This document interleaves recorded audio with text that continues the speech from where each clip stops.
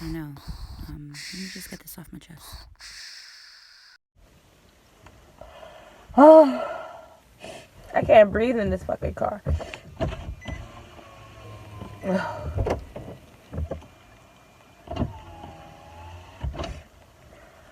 Oh, shit.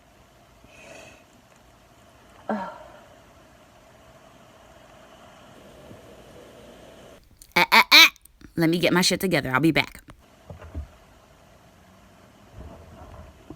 So, welcome to a rather emotional episode of Blah Blah Blog.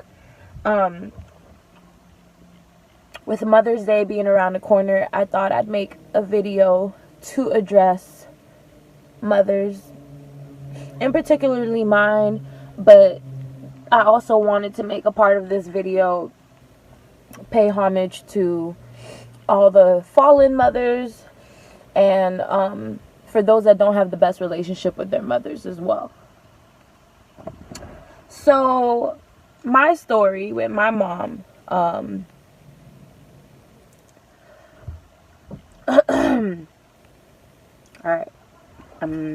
no more crying, So, I was raised by my mom, and it was me, my mom, and my brother. My brother's 10 years older than me, so it was just the three of us. And when I look back, I know she did the best she could, and she did a pretty damn good job. When I look at me and my brother, like, no, we're not surgeons or lawyers, but we're pretty good people with pretty good hearts. We're pretty goofy, and we stay out of trouble, whatever. I think where the trouble started with me and my mom's relationship was when she moved to Haiti, essentially, and it was the hugest strain ever because obviously she wasn't around as much. She wasn't around throughout such an important transition in my life. And to make matters worse, we ended up losing our house during my second, what is this? Wait, no, actually during junior year, so halfway through college, I was homeless. My family was homeless. So, she's living in Haiti. I don't get to talk to her that much. And I would travel back every single chance I got whenever she was in Miami. I was very sad. I was dealing with so much in college. She didn't even understand. And to this day, she still doesn't understand how much she's actually missed or whatnot. But you know what? I think I started to resent her. I started to resent her because I realized how much of her irresponsibility when it came to finances, how much it impacted me and my brother. I didn't have a home to go back to during the holidays. I was always going back with somebody else's parents and or spending time with somebody else's family or just spending time with friends. So I began to resent her for that. And I resented her because, I felt like my security was kind of swept from under my feet. When I look back at it, she put us in homes she could not afford to impress people and to feel better about herself. And this is how I reasoned it.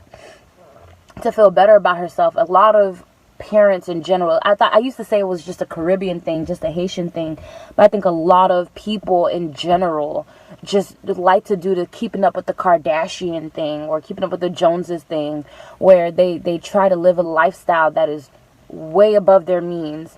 And her doing that, I felt was so selfish at the time. I did not have good feelings towards my mom. I thought it was incredibly selfish for her to pretty much sacrifice our well-being. I started to reason that she was incredibly selfish, that she was only concerned about herself, that she didn't care about me anymore. I felt very abandoned and neglected just because she just really wasn't in my life anymore. And I don't have a lot of family. I wasn't raised around a lot of family, so I was always one of those, my friends are my family type of people or whatever. So her being that far away definitely just sucked. And I think it got worse in 2016 when I was I myself, because I always had my apartment in college, but when I moved to Mississippi, I ended up losing my job and I was homeless. And so I resented her even more. And that was probably the worst because it didn't seem like my mom really understood what she did to us. I don't think she understood how much she took away from me by moving, how much I resented her for just like neglecting me or abandoning me or not being as present as I needed her to be. And, you know, all of our stuff, our entire house, I mean, it was, I'll tell a story about the homelessness part in another, but our entire house was now reduced to a storage unit. And my mom still had the nerve to talk about $300,000, $400,000, $500,000 houses in the area. And I was like, you gotta be fucking kidding me, right? So, needless to say, I could not understand it at all. I didn't understand how she valued looking the part rather than being the part for her kids. I really didn't understand that. Fast forward to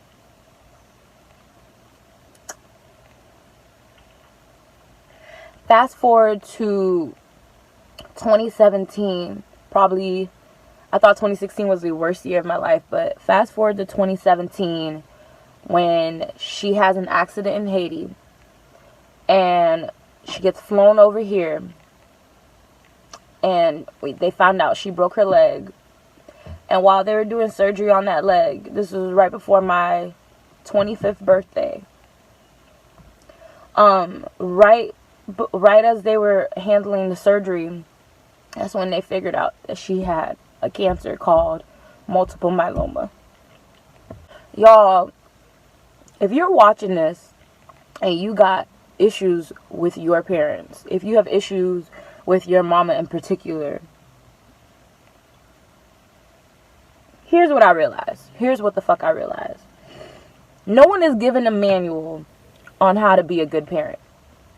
And if they were given that fucking manual, not everyone is equipped with all the resources to be that good parent. It takes a lot. It's often said it takes a village, and I can't tell you who's in my mom's village, but just a handful of people. And not even that. I could probably count on one hand the people that were consistently there for my mama. So I think I realized that I had this expectation, and I think the world does a good job of telling us through the media, through TV shows and movies, what moms are supposed to be like. They're supposed to be home. They're supposed to be in aprons, and they're supposed to know how to cook, and they're supposed to know how to treat your boo-boos, because apparently moms are supposed to be nurses too, along with seamstresses. And, you know, now that I think about it, my mom, you know, she kind of did really good. But moms and dads, you know, parents are given such hefty roles and shoes that they have to fit, and it's so overwhelming because they are not allowed to be human. Whenever I'm meeting with students and they're talking to me about their parent issues, I like to tell them no one is given the instruction book, no one's given the manual book on how to be a good parent. And one thing you have to always remember about your parent is however old you are, before you or whoever their first kid was, they were a whole person. They were a whole you and me. You know what I mean? Like, they had lives, they had tendencies, they had habits, they had bad habits and good habits. They were whole effed up people, because we are all pretty effed up with our own effed up issues. The worst part about it is when you become a parent, now not only are you passing those issues and subconsciously sharing them with your kids, but now you have to figure out a way to, you know, all right, you can't pour as much into yourself with the self-love, and now you have to pour into your effing kids. It's not easy, and I really did not give my mom the benefit of the doubt. I didn't give her a right to live her life after I went to college. She honestly thought I had it figured out. She thought I was going to be okay, that, you know, oh, I have housing, and, you know, because I had little jobs. My mom just was under the impression that she did her part, and honestly, she did. Now, you know, in some ways, I still felt like she wasn't as present as I needed her to be, and I'm still gonna stand by that. But whatever you feel like your parents did wrong, forgive them for that shit, because at the end of the day, they're human, and you're going to pray, you're going to hope and mother wish that you have it all together when you have your kids, because now you're going to be under a magnifying glass, and they're going to be looking at you and what you do, and you are not automatically going to become this perfect person once you become a parent. It's not fair. It's really not fair how people treat their parents. And I have some people argue, no, they're moms, they're dads, they're supposed to be there, they're supposed to love me, they're supposed to. And yeah, I'm not even gonna hold you. To a certain extent, those feelings are justified because of the role that we know parents are supposed to have. So yes, to a certain extent, your parents are supposed to protect you. They are supposed to love you. They are supposed to look out for your best interest. But let's not act like these people are supposed to be perfect. Let's not do that. Let's not do that. Now, I know some of you, I've talked to some that have had some pretty horrible stories about their parents, and or the abandonment that they can relate to, or they feel like their parents didn't accept them because they might have been gay, or their parents kicked them out because of this, that, and the third. Regardless, come to terms with this: your parents, at the end of the day, I don't care if you don't want to call them mommy or if you don't want to call them daddy because you don't feel that attachment. I don't give a fuck, honestly. But your parents, your biological semen provider and egg provider, whatever the hell, I don't remember how that biology shit works, but your parent is a human.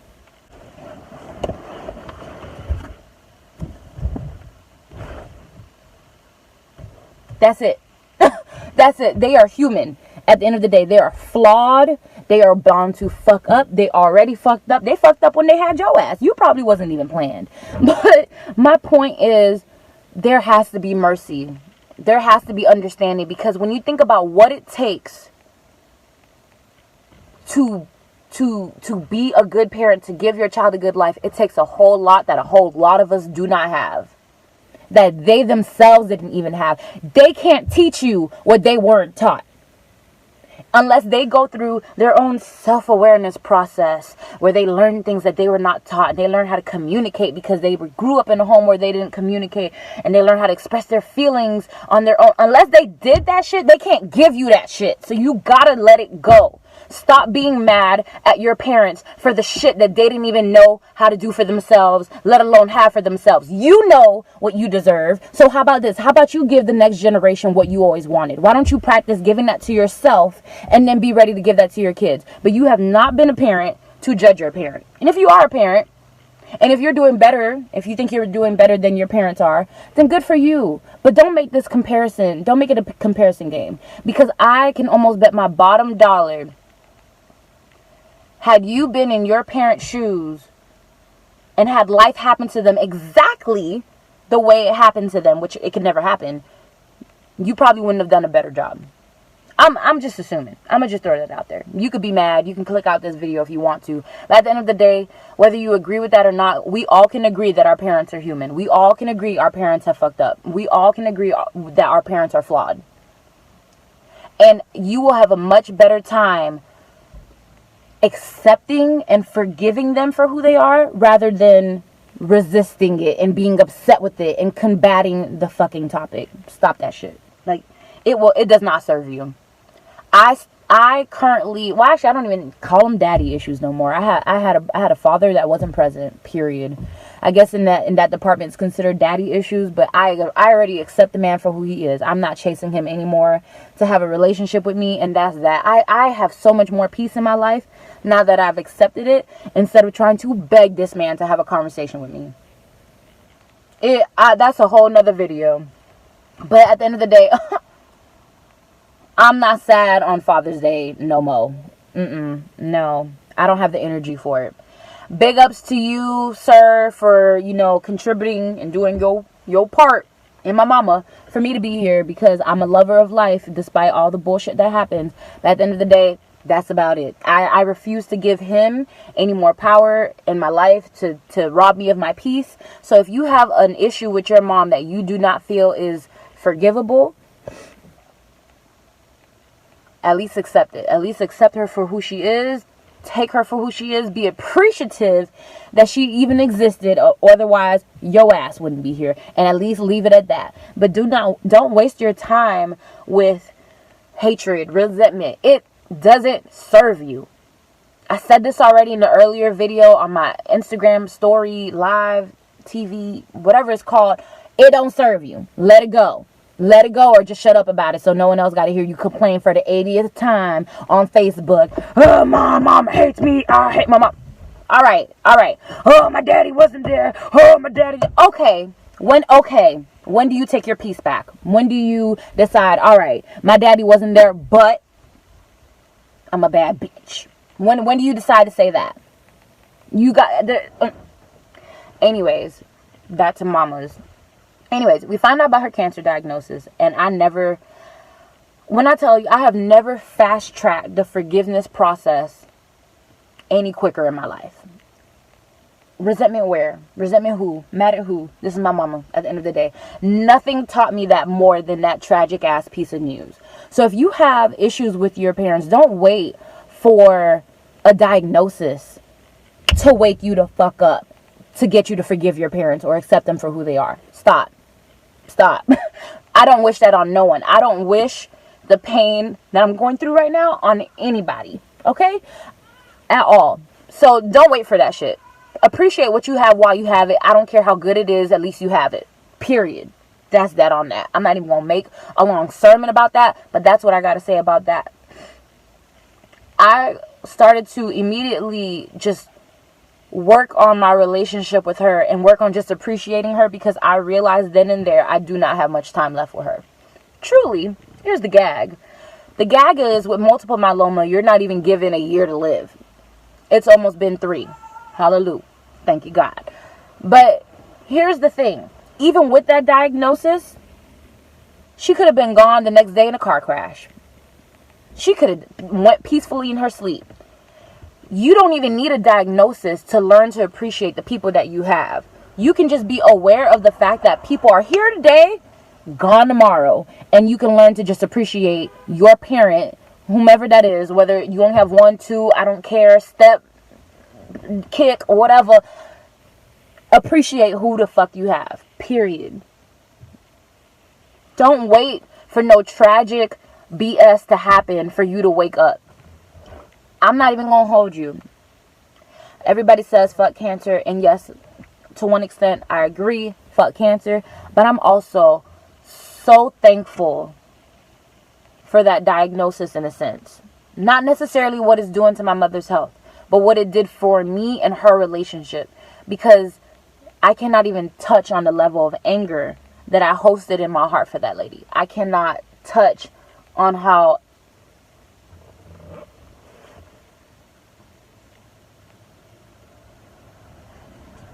At any rate, as it stands, what my mama wanted to do was act like the cancer diagnosis was something to pray away. I think eventually I'll make a video about faith and where I stand with faith, because I'm not even going to hold you. This rocked my entire faith because I didn't feel like I heard from God, but that's a whole nother story. But my mom was under the impression that she could just pray it away. I believe there's a God. Before you start commenting in the comments, I still believe in God. Relax. But here's what I don't believe in, or here's what I will not stand for. People wanting to pray away, prayer cloth, prayer juice, Bible shots, their illnesses and tragedies and problems away without addressing it or doing something about it. I offered my mama assistance with changing her entire diet, because your diet and lifestyle does affect your susceptibility to cancer and how long you can live with a disease like that. She declined. My mama do not play about pizza, cheesecake, and goddamn marshmallows. Don't ask. But anyway, she declined. Secondly, she prayed and prayed and prayed. Oh, Jesus, I believe, cancer free. And don't, forgive me, God. I know I'm making a mockery of my mama right now, but I think it's absolutely ridiculous that this lady tried to push me through college to be a doctor, as if she believes in science so much. But as soon as science tells her that her ass got cancer, she thinks she could just pray it away. No. I'm not making a mockery of God. Relax. But here's what I do believe in. I believe in 2 words. Praise reports. You know what? Matter of fact, make that 3 words. Verified praise report. Meaning, if you believe that your God, whomever you serve, okay, Allah, Jehovah, Jesus, whoever you believe you serve, there's no way you are going to pray for relief and for healing and feel confident in that healing without verifying that healing. So as you can see, I'm visibly upset because I didn't ignore my mom's diagnosis, but she did, and here we are.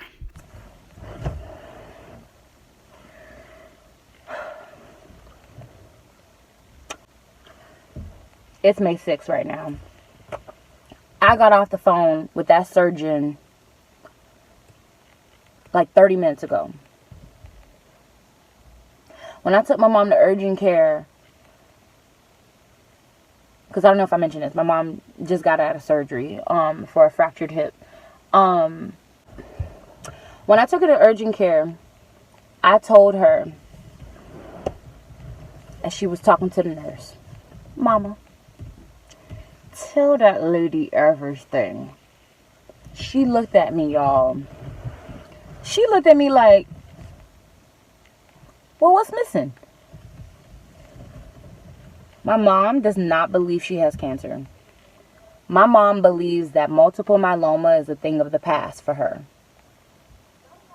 So I mentioned it to the lady. I mentioned it to the nurse. The nurse was, I don't even want to talk about that nurse, child, because she, anyways. So when the surgeon called, he said, "I don't know if she's been telling you everything." I said, I'm actually not sure you guys know everything. Did she tell you guys about the multiple myeloma?" He was like, "Okay, so yeah, okay, just making sure you knew." I'm like, "Yeah, I didn't ignore it, doctor. She wanted to believe that she could pray it away, but I knew cancer just don't up and say, all right, on to the next, just like that. No. As grateful as I would be for a miracle right now, I know it just don't happen like that. I know it don't, because I know you can't just continue to eat bullshit and, oh, you're healed. So the doctor, confirmed that she still obviously has multiple myeloma and that the fracture was caused because of the cancer, because that's a cancer that weakens bones, damages kidneys, all of that. I'm trying not to cry through. I'm doing really good through this video right now. So I thank you guys for watching, because this is definitely therapeutic for me, and I think some of y'all need to hear some of the things in this message. But the doctor also confirmed that there are multiple lesions in her bones in general, and that's kind of fucked up, because this is just, cancer will kill slowly, and I'm just afraid, because helping her walk, having her collapse in my arms, just all of these things, helping her use the bathroom, seeing her this helpless,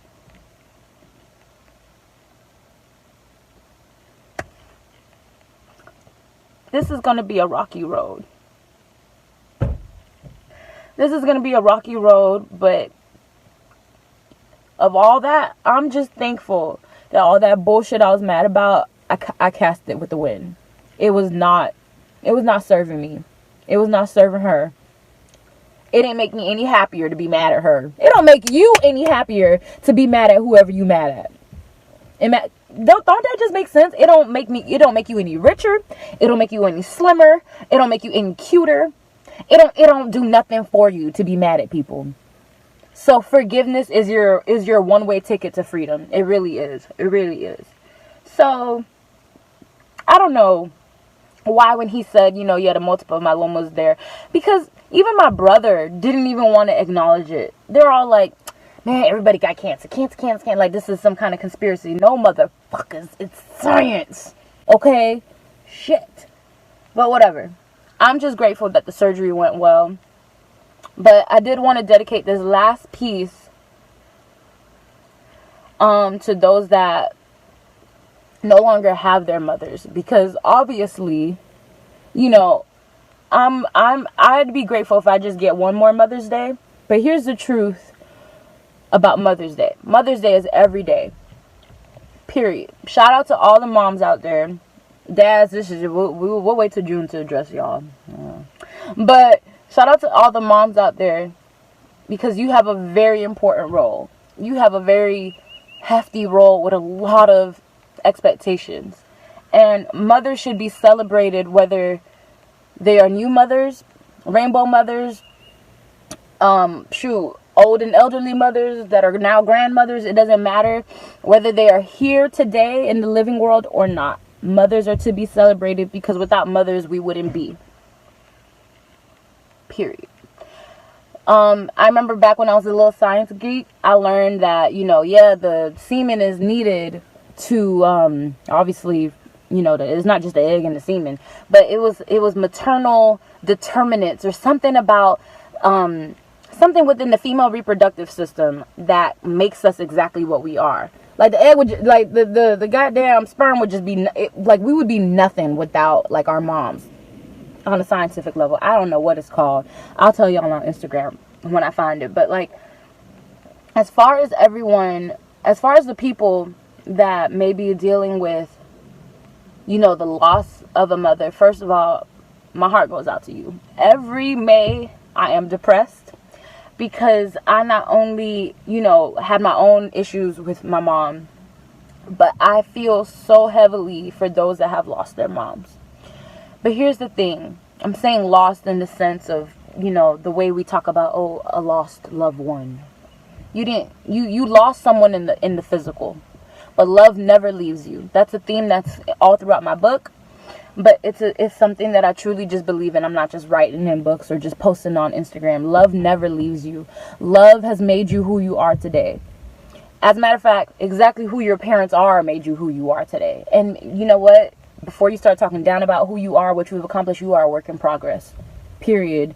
Save all that negativity shit for another channel, because I'm not entertaining any of that here. But mothers should be celebrated no matter what. I think some people don't know how to address those that have lost their mothers. But honestly, I don't know anybody who's lost their mom that doesn't want to talk about what they miss about their moms or what they loved most about their moms. And if you're having a hard time in this season right now, this is not an easy time, and no one's expecting you to be strong through it. Don't think strong means that you're not crying. Don't think strong means you don't have moments of weakness. You are strong, okay? But mothers are to be remembered. Mothers are to be celebrated no matter what, because they came in and they did the damn thing. I think it's important to remember that love never leaves you. Ever. Ever. There are things about your mom that is embedded in you as a person, and it could never, ever, ever change. Bodies go, but love never leaves. I believe that with all my heart. I don't think I'm suited to give anyone advice who is dealing with the loss of their mothers. I won't even assume to know what to do in that situation, because I'm losing my mind right now, and mine's in the recovery room. What I can say What I can say is that love never leaves you. It's within you forever. The things that your mother taught you, the things that she said to you, the moments you had, those will never, ever, ever lose its value so long as you keep her memory alive. I know it may be hard to look at pictures. I know it may be hard to watch videos. Some have actually reported that it helps a lot. But honestly, your mother's to be celebrated still. As hard as it may be, at least express gratitude for ever knowing her love, for ever knowing who she was and what she taught you, because she existed at one point in time to give you the life that she was able to give you for as long as she was able to give it to you until God called her home. And I'm deeply, deeply sorry for those that are experiencing that pain in this season, or I feel this pain rather every May, like clockwork. But my prayer is that you find peace in remembering who she was, despite how long God gave you with her. just kind of the blessing to have known her love at all, because so many people did not have good relationships with their mothers, or still don't to this day. And I know that does not make anything easier. Again, I don't think I'm saying all the right things. I don't think I'm saying the right things at all. And I'm not saying anything perfect that'll heal anybody of their pain, because that's an inconsolable pain.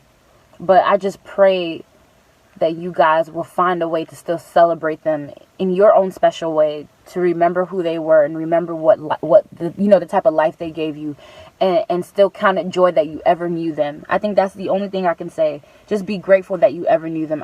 I can't say anything else honestly about that.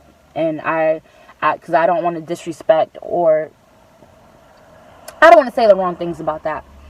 I just want to say, do your best to, in your own way, celebrate your mother, remember your mother, be thankful for ever knowing who your mother was. If you still have your mother with you, and if you don't have the best relationship, forgive her. Just do it. Just do it. You only get one. You might not be any better than her. No, let me stop. But that's all I gotta say, man. Shout out to all the moms out there. You guys are absolutely irreplaceable. May you have everything you need, or get everything you need to take care of the children that God blessed you to have. I'm wishing everybody lots of love, happiness, and peace. And most of all, freedom. Freedom, freedom, freedom, freedom, freedom, freedom, freedom, freedom. Okay. I love you guys. Thank you for giving me the time and space to share this. It's raining. Until next time, be refined, be ratchet, and be you.